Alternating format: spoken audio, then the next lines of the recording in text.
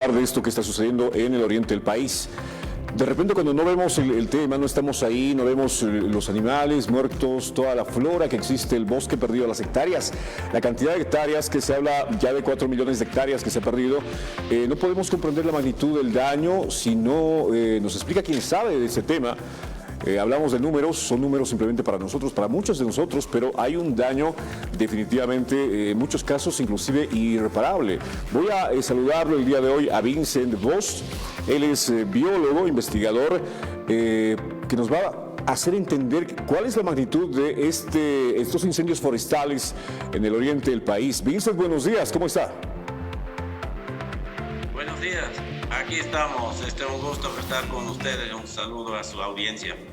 Vincent, te noto preocupado y claro, ¿cómo no estarlo después de los datos que arroja o que son resultado de esos incendios que se van produciendo en el oriente del país? Comienzo pidiéndote por favor una evaluación tuya hasta el momento. ¿Cómo has visto los incendios? ¿Cuánto daño le está haciendo al país y al mundo en todo caso?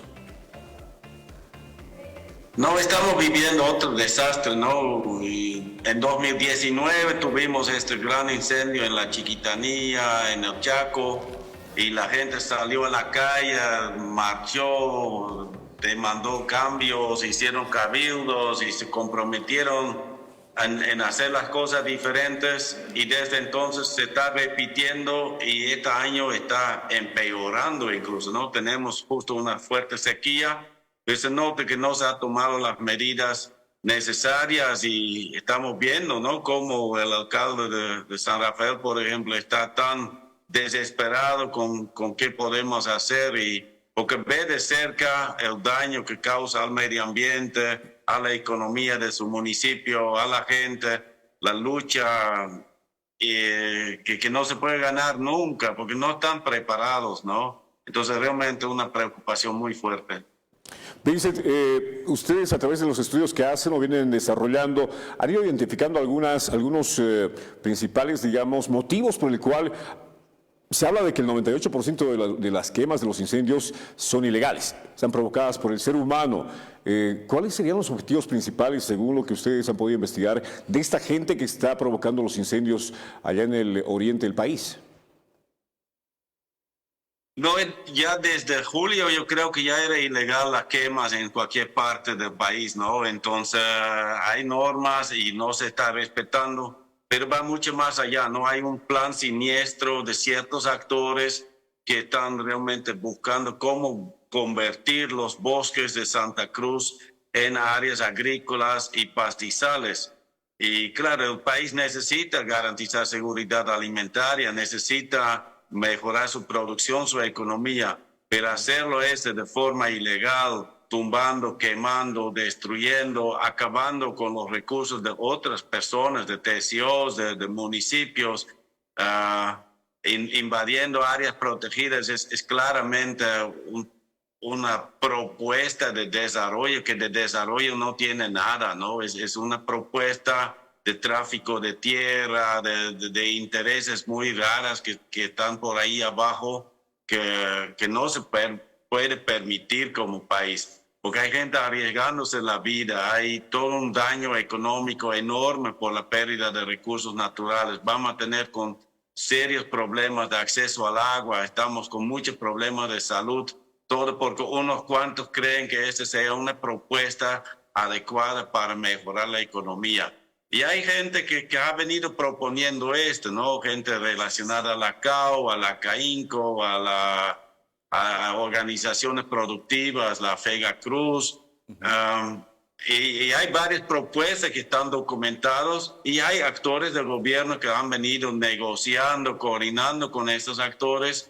Y hay también esos grupos que ya hacen trabajo sucio, que son justo los interculturales en muchos casos, que están ahí, que incluso han prohibido el paso de carros bomberos, obstruyendo el trabajo de los municipios, hasta con grupos armados que se han encontrado en Guarayos. Entonces, realmente está una situación que ya requiere ya cosas más de fondo, ¿no?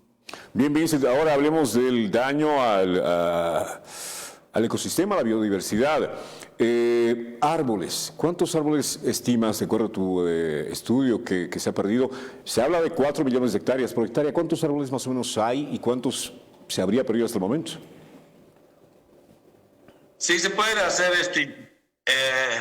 extrapolaciones bastante brutos, ¿no? Pero si en un bosque amazónico tenemos un promedio de 300, 400 árboles por hectárea, ¿no? Estoy hablando de árboles ya maduros de más de 10 centímetros de diámetro. En la Chiquitanía es un poco menos, pero estaríamos hablando de por lo menos 400 millones de árboles y hasta 10 veces más podría ser, digamos, ¿no? Entonces, son todavía estimaciones muy brutas, necesitamos datos más claras de cuánto área efectivamente se ha quemado y en qué tipo de ecosistemas, pero está en este orden de magnitud, ¿no? Y cuando ya hablo de esas cantidades de árboles, es realmente hasta más que se ha plantado jamás en Bolivia, digamos, ¿no? Entonces realmente son números enormes, ¿no? Bien, Vincent, eso es preocupante porque sin árboles, sin bosque, no hay lluvia. Y eso aparentemente mucha gente no entiende, que el bosque permite que hayan lluvias en las regiones donde obviamente hay árboles, hay bosque, hay vegetación. Ese es un tema que debería preocuparnos y mucha gente no lo está viendo por ese lado.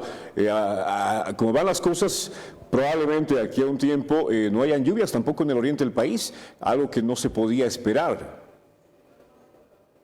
Mire, ya estamos viendo los efectos de anteriores incendios, ¿no? Después de 2019, el año siguiente, había 29% menos de lluvia en la Chiquitanía. Santa Cruz ya perdió 64% de sus aguas superficiales.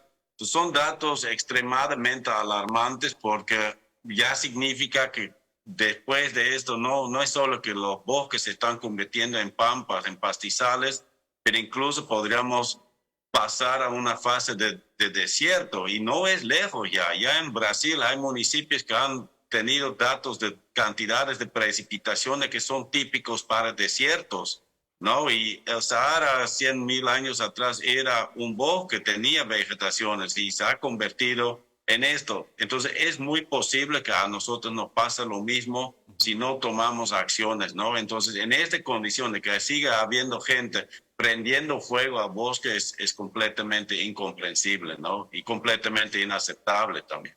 Absolutamente, Vincent, pero eso es por un lado en materia de los bosques. Dentro de ellos existe vida y hay muchas especies que ni siquiera, he estado leyendo algunos reportes tuyos donde se habla que hay especies que ni siquiera se habrían registrado, que podían desaparecer sin conocerlas siquiera. ¿Por qué? Porque naturalmente su hábitat ha sido afectado por los incendios. Se habla de una ranita, leía de una ranita que naturalmente necesita agua para vivir. Y si no hay agua en estos lugares, producto de los incendios, pues especies como estas se estarían extinguiendo. ¿Tienes un dato aproximado de cuántas especies han sido afectadas ya hasta el momento por estos incendios en esta gestión?